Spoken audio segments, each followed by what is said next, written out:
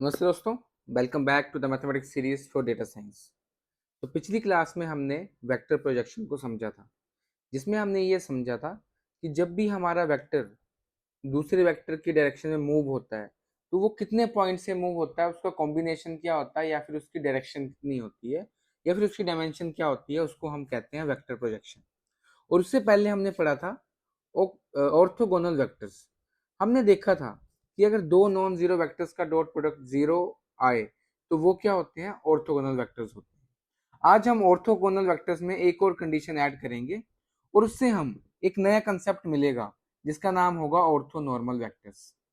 देखो, नाम तो बहुत बड़ा है लेकिन कंसेप्ट बहुत ही सिंपल है।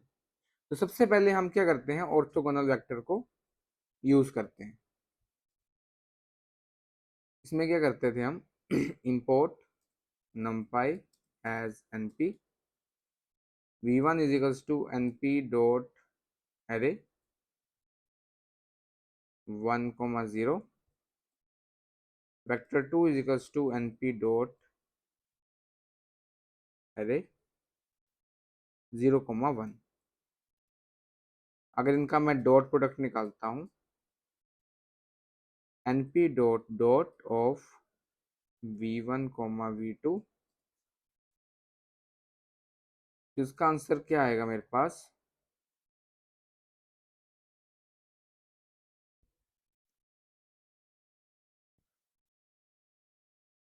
गूगल कोलैब में थोड़ा सा टाइम लगता है जब हम पहली बार प्रोसेस करते हैं, उसके बाद ये डायरेक्टली चलना शुरू हो जाता है।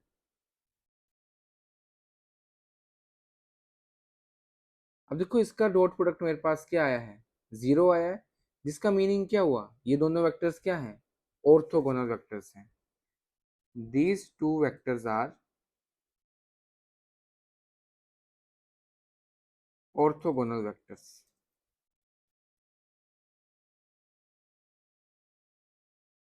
अब मान लो मेरे को क्या करना हो, if we want to check the magnitude of vectors.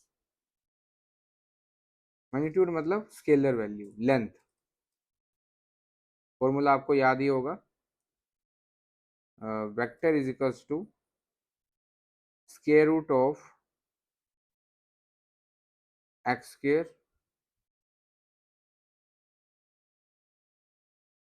Plus Y square. और इसको सॉल्व करने के लिए क्या यूज किया जाता था, नॉर्म नाम का एक फंक्शन होता है बी लीनियर अलजेब्रा के अंदर, लीनियर अलजेब्रा डॉट नॉर्म किसका, v1 का, और साथ में v2 का भी मैग्नीट्यूड देखेंगे, is equal to np dot lin algebra norm v2, और प्रिंट करवाएंगे v1 मैग्नीट्यूड और प्रिंट करवाएंगे v2 मैग्नीट्यूड। अब रन करेंगे, दोनों का मैग्नीट्यूड क्या आ रहा है, 1 1 आ रहा है, means both vectors having same length। तो इससे हमें क्या पता चला, अब ऑर्थोनॉर्मल नॉर्मल वेक्टर्स क्या होते हैं, जब वेक्टर्स ऑर्थोगोनल भी हों और उनका वेक्टर की मैग्नीट्यूड की वैल्यू 1 भी हो तो उन्हें हम ऑर्थोगोनल वेक्टर्स कहते हैं। जिसका मतलब क्या हुआ कि ऑर्थोगोनल वेक्टर्स क्या हुए, जो कि ऑर्थोगोनल भी हो प्लस उनकी लेंथ भी क्या हो, यूनिट लेंथ हो, यूनिट मतलब 1 value, which is equals to orthonormal vectors. इसकी बहुत सिंपल इंफॉर्मेशन है या फिर बहुत सिंपल आंसर है। ऑर्थोनॉर्मल वेक्टर्स ऐसे वेक्टर्स होते हैं जिनका डॉट प्रोडक्ट भी जीरो आ रहा हो और जिन दोनों की मैग्नीट्यूड की वैल्यू क्या आ रही हो, 1 आ रही हो, उनको हम कहते हैं ऑर्थोनॉर्मल वेक्टर्स। अब दोनों में डिफरेंस क्या है, देखो ऑर्थोनॉर्मल में एक चीज है, ऑर्थोगोनल में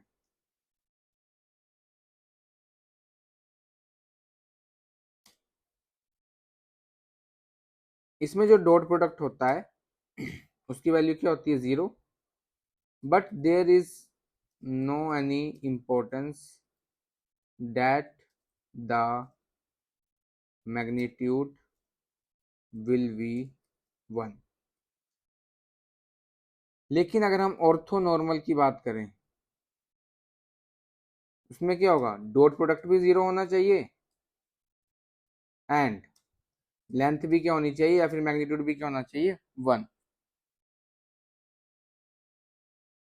ठीक है, जैसे मान लो हम एग्जांपल लेते हैं, इंपोर्ट numpy एज np, तो वेक्टर 1 ले लेते हैं np डॉट एरे, क्या वेक्टर आएगा इसमें, ले लेते हैं 2,0 ले लेते हैं एक वेक्टर, और दूसरा वेक्टर ले लेते हैं np डॉट एरे 0,3। अब इनका डॉट प्रोडक्ट निकालते हैं, np dot dot of v1 v2 print करते हैं डॉट प्रोडक्ट। डॉट प्रोडक्ट आ गया, which means these vectors are orthogonal vectors। लेकिन बेटा अब मेरे को चेक करना है मैग्नीट्यूड, तो मैग्नीट्यूड चेक करना है, तो magnitude of v1 is equals to np dot lin algebra dot normalization of v1, then magnitude of v2 is equals to np dot lean algebra of norm v2। तो print कराएंगे हम magnitude v1, then print करवाएंगे magnitude of v2। अगर दोनों का magnitude क्या आता है, 1 आता है, विच मीन्स ये क्या है, एक ऑर्थोनॉर्मल वेक्टर है। लेकिन मेरे पास मैग्नीट्यूड क्या आ रहा है, 2 and 3, thus these vectors are not orthonormal vectors। ठीक है, क्योंकि इसका मैग्नीट्यूड क्या आया है, डिफरेंट वैल्यूज आई हैं, 2 आया एक का और एक का 3 आया है, लेकिन हमें मैग्नीट्यूड क्या चाहिए होता है, 1 चाहिए होता है। ठीक है, जैसा कि हमने इस एग्जांपल में देखा था 0 और 1 और 1 और 0 में, उसमें हमने जब चेक किया था कि इनका जो मैग्नीट्यूड क्या है, 1 है, विच मीन्स ये क्या है, ऑर्थोनॉर्मल वेक्टर्स है। लेकिन हमने प्रीवियस क्लास में बेसिस के बारे में पढ़ा था, अगर आपको याद होगा तो उसमें एक बहुत ही ज्यादा इंपॉर्टेंट कनेक्शन है। अगर वेक्टर सिर्फ ऑर्थोगोनल हैं और यूनिट लेंथ 1 है तो हम उन्हें ऑर्थोनॉर्मल वेक्टर्स कह रहे हैं। लेकिन अगर ये वेक्टर्स किसी वेक्टर स्पेस का बेसिस भी बनते हैं तो हम उन्हें ऑर्थोनॉर्मल बेसिस कहेंगे। मींस अब देखो, ऑर्थोगोनल वेक्टर्स क्या होंगे, जिनका डॉट प्रोडक्ट 0 होगा, राइट। ऑर्थोनॉर्मल वेक्टर्स क्या होंगे, जिनका डॉट प्रोडक्ट 0 हो प्लस मैग्नीट्यूड 1 हो। और ऑर्थोनॉर्मल बेसिस क्या होगा बेटा, जिनका डॉट प्रोडक्ट भी 0 होगा प्लस मैग्नीट्यूड भी 1 होगा प्लस बेसिस भी क्या होगा, ऐड होगा, उसको हम कहेंगे ऑर्थोनॉर्मल बेसिस, जिसका मीनिंग क्या होगा, इट इज लीनियरी इंडिपेंडेंट।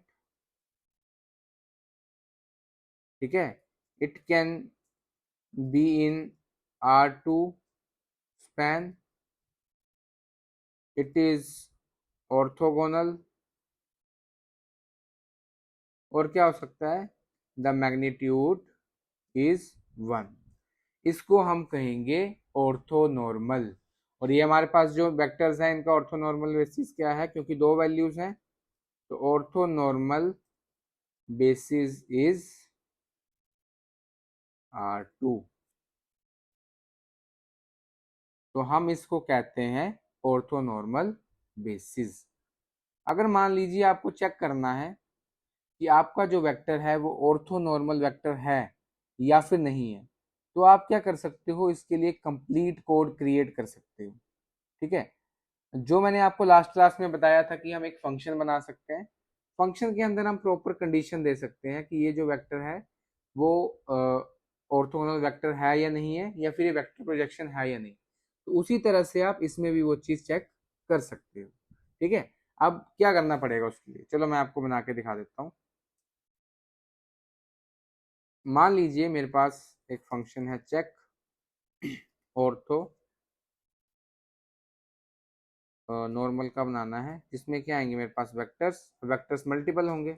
जब भी मल्टीपल्स होंगे वेक्टर्स, उन पे क्या लगाई जाएगी, loop for I in range, कितनी जितनी लेंथ की क्या हो, वेक्टर्स की length. Then magnitude is equals to np dot linear algebra dot norm, किसका निकालना है, वेक्टर्स की जो पोजीशन आ रही है आई वैल्यूज के अंदर। ठीक है, अगर if not np dot is close magnitude 1, तो इसकी वैल्यू अगर इस क्लोज मैग्नीट्यूड 1 नहीं आती है, तब भी ये क्या नहीं है, नॉट ऑर्थोगोनल। तो इसको रन करवाने के लिए मैं रिटर्न कर दूंगा नॉर्मली। ठीक है, अब डॉट प्रोडक्ट चेक करना है, चेकिंग डॉट प्रोडक्ट। तो डॉट प्रोडक्ट में कैसे चेक होगा, अब हमने आई की रेंज तो ले लिया, अब इसमें रेंज लेनी पड़ेगी जे की, क्योंकि हर एक वैल्यू को क्या करना है, उसका डॉट प्रोडक्ट निकालना है फॉर जे इन रेंज। कहाँ से शुरू करेंगे, आई में एक वैल्यू ऐड कर देंगे और कहाँ तक लेके जाएंगे, लेंथ ऑफ वेक्टर्स तक।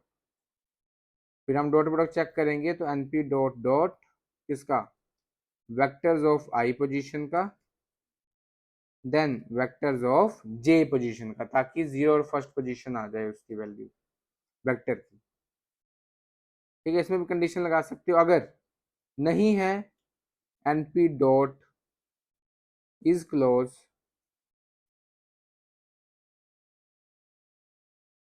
डॉट कोमा 0, अगर 0 नहीं है डॉट प्रोडक्ट तो प्रिंट कर दो, तब भी क्या नहीं होगा, ये नॉट ऑर्थो नॉर्मल, और इसको रिटर्न करवा दीजिए कंडीशन को। अदरवाइज हमारा वेक्टर क्या होगा, ऑर्थो नॉर्मल वेक्टर। अब इसके परपेंडिकुलर ही हमें प्रिंट करवा देना है। अगर ये चीज सेटिस्फाई नहीं कर रही है तो ये कौन सा हुआ, ऑर्थो नॉर्मल वेक्टर। अब चेक करना है बेटा इसको चला के, तो हमें क्या करना पड़ेगा, दो वेक्टर बनाने पड़ेंगे। तो हम ऊपर से ले लेते हैं कोई वेक्टर्स,